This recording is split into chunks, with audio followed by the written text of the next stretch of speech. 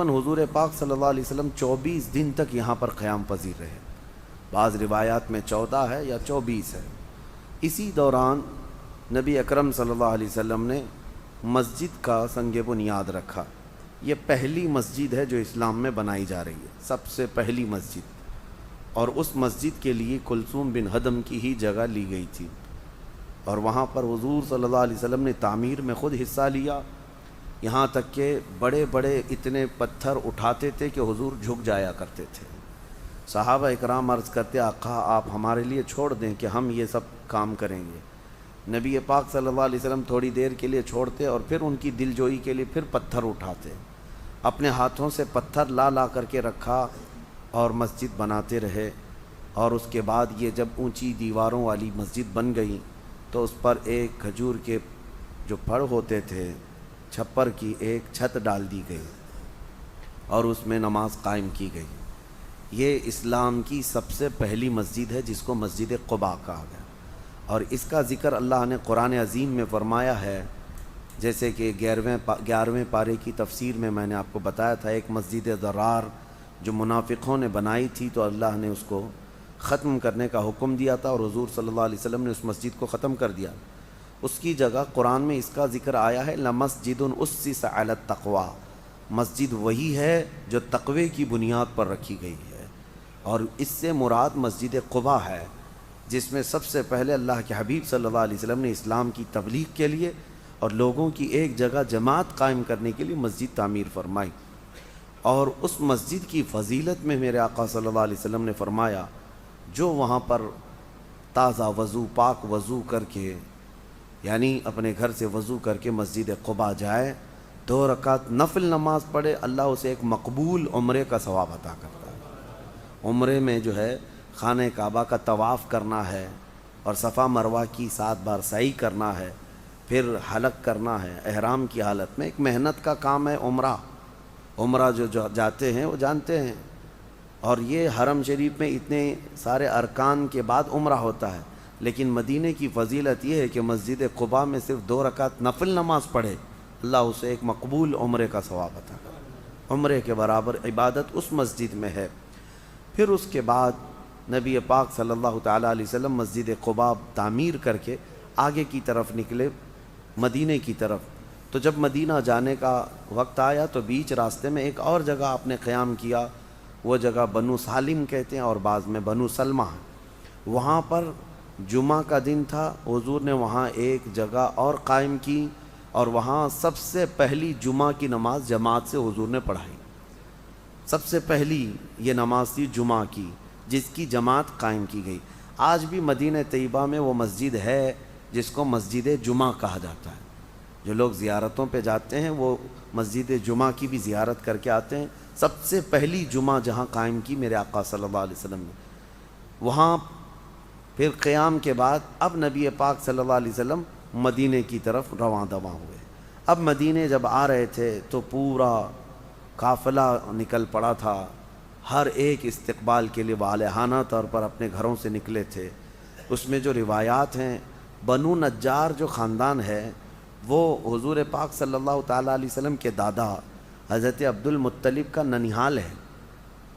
حضور اکرم صلی اللہ تعالیٰ علیہ وسلم کا حضرت آمنہ کا بھی ننیحال یہیں تھا، یعنی مدینہ تھا جو پہلے یثرب تھا۔ تو اس خاندان کے لوگ بڑا استقبال کرتے رہے حضور صلی اللہ علیہ وسلم کا، اور وہی بچیاں ہیں جو دف بجا کر کے یہ کہتی تھیں نحنو جوار من بنی النجاری یا حبذا محمد من جواری۔ وہ یہ کہتے تھے کہ ہم بنو نجار کے قبیلے کی بچیاں ہیں، کیا ہی مبارک ہو ہمارے لیے کہ ہم محمد عربی کے پڑوس بننے جا رہے ہیں۔ نبی پاک صلی اللہ تعالیٰ علیہ وسلم ہمارے پڑوسی ہو رہے ہیں۔ اب جب مدینے آ رہے تھے تو یہاں تک کہ سب لوگ حضور کے دیدار کے لیے مدینے میں اتر پڑے تھے۔ اب یہ جو قافلہ جا رہا تھا، صحابہ والہانہ طور پر آگے آگے بڑھ کر کے کوئی اونٹ کی مہار رسی پکڑتے اپنی طرف کھینچتے تھے کہ اس طرف چلیں حضور، اس طرف چلیں۔ نبی پاک صلی اللہ علیہ وسلم نے اخیر میں فرمایا میری اونٹنی کی نکیل چھوڑ دو، اس کی مہار چھوڑ دو، اللہ تبارک و تعالیٰ کی مرضی کے مطابق میری اونٹنی جہاں پر بیٹھے گی وہی میری قیامگاہ ہوگی۔ حضور جس پر سواری کریں وہ اونٹنی بھی اتنا علم رکھتی ہے کہ اسے کہاں بیٹھنا ہے۔ ہاں صحابہ کو حضور نے فرمایا چھوڑ دو اس کو، اور اونٹنی چلتی ہوئی خرامہ خرامہ اسی جگہ پر پہنچی جہاں آج مسجد نبوی بنی ہوئی ہے۔ وہاں پر حضرت ابو ایوب انصاری کا مکان تھا، ایک صحابی، ان کے گھر کے دروازے پر جا کر اونٹنی بیٹھ گئی۔ اللہ کے حبیب صلی اللہ تعالیٰ علیہ وسلم نے فرمایا اب ہمارے میزبان ابو ایوب انصاری ہیں۔ حضرت ابو ایوب انصاری تو خوشیوں سے پھولے نہیں سماتے، وہ اور ان کی بیوی دونوں پہلے سے صحابیہ تھے۔ حضور جب ان کے گھر جانے کی بات فرماتے ہیں تو دوڑ کر کے آئے، حضور کا سارا سامان لے جا کر کے اپنے گھر رکھنے لگے۔ ان کا دو منزلہ مکان تھا، ایک نیچے کا اور ایک اوپر کا۔ انہوں نے عرض کیا یا رسول اللہ صلی اللہ علیہ وسلم آپ اوپر کے حصے میں بالا خانے میں آپ تشریف لے جائیں، ہم نیچے رہیں گے۔ حضور پاک صلی اللہ علیہ وسلم نے ارشاد فرمایا نہیں، میں نیچے رہوں گا، لوگوں کی ملاقات اور آنے جانے کا سلسلہ رہتا ہے، لوگوں کو ملاقات کے لیے آسانی ہو۔ تو حضور اکرم کے حکم کی وجہ سے ابو ایوب انصاری رضی اللہ تعالیٰ عنہ حضور کو وہیں پر رہنے کے لیے عرض کر دیے۔ 7 مہینے تک حضور صلی اللہ علیہ وسلم حضرت ابو ایوب انصاری کے مکان پر رہے، اور ان دنوں شوہر اور بیوی کی خدمات تاریخ میں رقم ہیں۔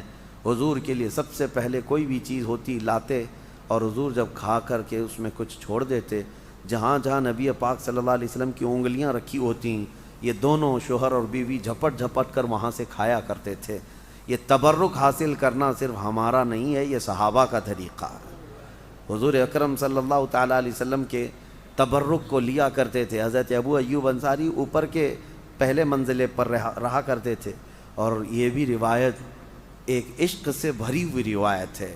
ٹھنڈیوں کا موسم تھا، ابو ایوب انصاری اوپر تھے، اچانک ان کے پانی کا مٹکا ٹوٹ گیا اور پانی چھت پر بہہ گیا، جس کی وجہ سے ہو سکتا ہے پانی نیچے ٹپک جائے اور رسول پاک صلی اللہ علیہ وسلم کے بستر پر نہ آ جائے، یا آپ کے جسم پاک پر کوئی پانی کا قطرہ ٹپک کر نیند خراب نہ ہو، آپ کو تکلیف نہ ہو۔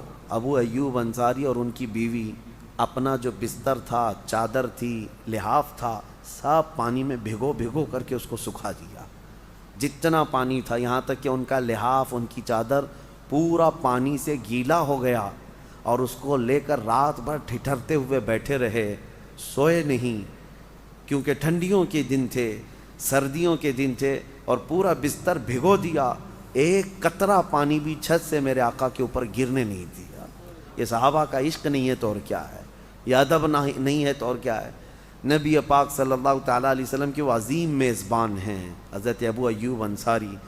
اور آج میں آپ کو بتاؤں، اس ابو ایوب انصاری رضی اللہ تعالیٰ عنہ کو آج اللہ تبارک و تعالیٰ نے جو انعام اس وقت دیا، آج کے دور میں جانتے ہیں وہ کہاں ہیں؟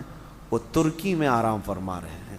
ترکیوں کو یہ انعام ملا ہے، میزبان رسول ان کے ہاں آرام فرما رہے ہیں، اور الحمدللہ ترکی حضرت ابو ایوب انصاری کا بڑا احترام کرتے ہیں، ان کا مزار مبارک بھی ہے، اسی لیے ترکیوں میں عشق رسول بھی الحمدللہ کافی حد تک ہے۔